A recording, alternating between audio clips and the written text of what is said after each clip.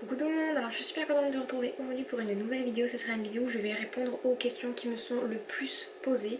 Donc je vais essayer de pas trop m'étaler dans le blabla puisque comme vous le savez j'ai l'habitude de parler un peu trop. Donc alors j'ai 4 questions qui reviennent très souvent. Donc je les ai écrites puisque c'est des questions qui reviennent tout le temps, donc je m'en souviens. Et donc on va commencer tout de suite avec la première question qui est celle qui m'est le plus demandée sous toutes mes vidéos, sur Facebook, partout. C'est où et comment j'imprime mes photos. Donc alors c'est très simple, je commande depuis à peu près 2008-2009, donc ça fait un sacré paquet de temps sur 2 sites. Et je crois que j'ai jamais commandé ailleurs puisque je suis satisfaite de ces sites. Donc c'est le premier Snapfish et le deuxième Photobox. Je vous mets les liens en barre d'informations. En fait c'est des sites que j'ai découverts donc grâce à ma soeur, je crois. Snapfish en tout cas c'est sûr. Et en fait je trouve que ces sites sont très bien. Pourquoi? Parce que ils proposent énormément de codes promotionnels. C'est très rare, enfin très rare façon de parler, d'avoir la livraison gratuite plus un code promotionnel, mais généralement j'arrive en tout cas à avoir généralement moins 50% sur ma commande. Donc ce qui fait que généralement je paye à peu près pour 200 photos 20 €, frais de port compris. Pour vous donner une idée, donc ça fait à peu près 10 centimes la photo, sachant que chez le photographe chez lequel je les ai développés et en grande surface les petits photomatons c'était 25 centimes la photo, donc ça vaut carrément le coup de les faire imprimer là-bas. Et Photobox c'est pareil, c'est à peu près la même chose. Donc en fait quand il n'y a pas de code promo sur Snapfish, je vais voir sur Photobox et généralement ça se complète. Le seul hic, comme je vous disais, c'est les frais de port sont exorbitants je trouve. C'est pour ça que c'est super utile et super agréable d'avoir des bons de réduction, des codes promotionnels parce qu'ils sont vraiment très élevés la trois quarts du temps. Il nous arrive parfois d'avoir 50 tirages gratuits, 100 tirages gratuits, 200 tirages gratuits. Franchement il faut vraiment s'abonner à la newsletter. Moi je sais que je le fais jamais parce que ça me saoule d'avoir 50 000 mails.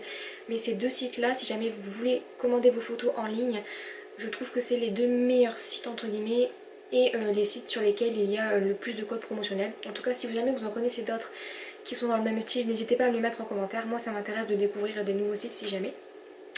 Et donc voilà pour ça. Au niveau de la qualité des photos, ils sont à peu près similaires. Il faut juste faire attention aux photos qui sont un peu sombres. Veillez à les éclaircir quand même un petit peu dans un site de retouche parce qu'ils ont tendance à assombrir légèrement les photos. Et il faut faire très attention. Je précise parce que je me suis fait avoir beaucoup de fois. Quand vous choisissez vos photos, si vous voulez des photos 10-15 et que c'est votre format de base, il n'y a aucun souci avec ça. Mais alors si vous avez des photos qui sont de tailles différentes et que vous ne voulez pas vraiment les modifier, cochez la case imprimer les photos de la taille originale. Comme ça ce sera pas forcément des 10-15 ou des 9-13 ou des 11-15. Ce sera vraiment, admettons si votre photo elle fait 9 par 12, elle sera imprimée en 9 par 12.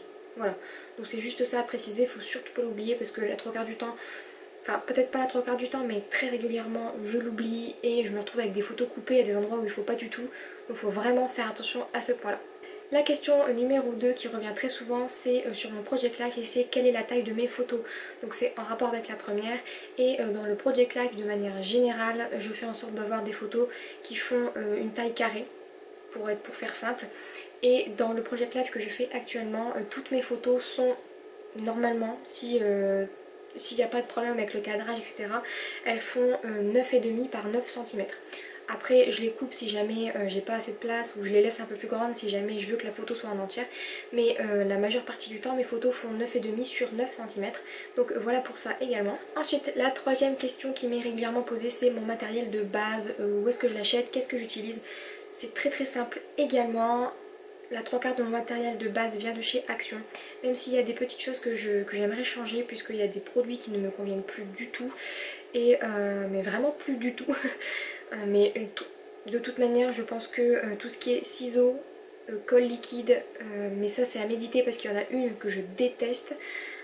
Mais ça je pense que je vous ferai une vidéo sur les produits de chez Action qui ne me plaisent pas et qui selon moi ne valent pas le coup. Donc je pense que tout ce qui est ciseaux, gomme, crayon, stylo, règles, je crois que j'ai tout acheté chez Action. Les seuls trucs que je n'ai pas et qui sont du matériel de base c'est le massicot. et je crois que c'est tout. Sinon tout le reste vient de chez Action, comme vous devez vous en douter, parce que c'est des choses qu'on renouvelle régulièrement et ça coûte pas cher, et je trouve que pour ce qu'on en fait et pour le prix ça vaut plutôt pas mal le coup. Sinon tout le reste, tout ce qui est cutter, ciseaux de précision, c'est des choses que ma soeur m'a acheté et elle les a eu sur La Fourmi Créative et c'était un assez bon prix je trouve. Donc voilà pour mon matériel. Donc l'Action ou La Fourmi Créative pour les trucs un petit peu plus précis qu'on ne trouve pas dans les magasins de style Action. Et ensuite la dernière question qui m'est très souvent posée, c'est où est-ce que j'achète mon scrap.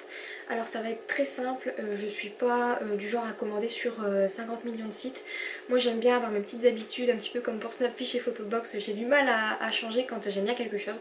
Donc en ce qui concerne les magasins de scrap, j'ai l'habitude et j'avais l'habitude quand j'en avais à côté de chez moi d'acheter à Action, puisque j'en ai un pas loin de chez moi.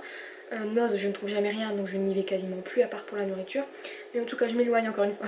Donc je vais à Action et quand j'ai l'occasion d'y aller, j'adore aller à Happy Quick et à Zodio, puisque je trouve que ce sont trois magasins qui se complètent un petit peu. Et puis bah, si vraiment j'ai l'occasion d'y aller, je vais à Cultura, mais c'est vraiment très rare, puisque je préfère quand même aller à Zodio que Cultura. Voilà pour les magasins en chair et en os on va dire.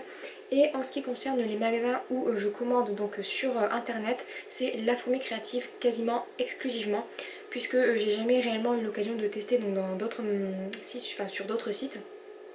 Et sinon je fais de temps en temps des petites commandes sur Amazon, puisque comme vous le savez de temps en temps il y a des petites promotions, mais alors les prix peuvent varier du jour au lendemain.